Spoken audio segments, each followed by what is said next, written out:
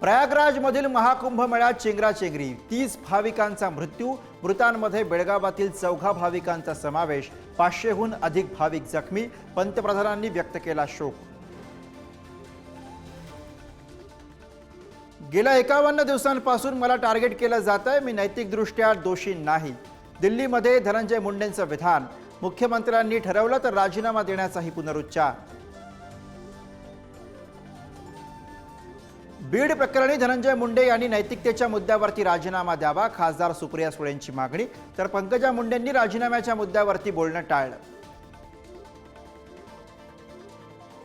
बीडच्या माजी पालकमंत्र्यांनी एकही काम न करता 73 कोटी 36 लाखांची बोगस बिलं उचलली, नाव न घेता सुरेश धस यांचा धनंजय मुंडेंवर आरोप, मुख्यमंत्री आणि उपमुख्यमंत्र्यांकडे करणार तक्रार।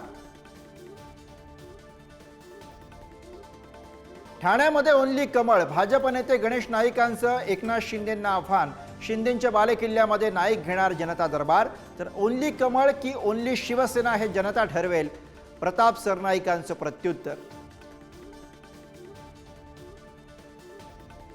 बुरखा घालून परीक्षा केंद्रामध्ये विद्यार्थिनींना प्रवेश नको, मंत्री नितेश राणेंचं शिक्षण मंत्री दादा भुसेंना पत्र, कॉपीचं प्रमाण वाढण्याची नितेश राणेंकडून भीती व्यक्त। मराठा आरक्षणाची सुनावणी नव्यानं होणार, मुख्य न्यायमूर्तींची नव्यानं सुनावणी घेण्यास तयारी, आरक्षण विरोधातील याचिकांवरती होणार सुनावणी।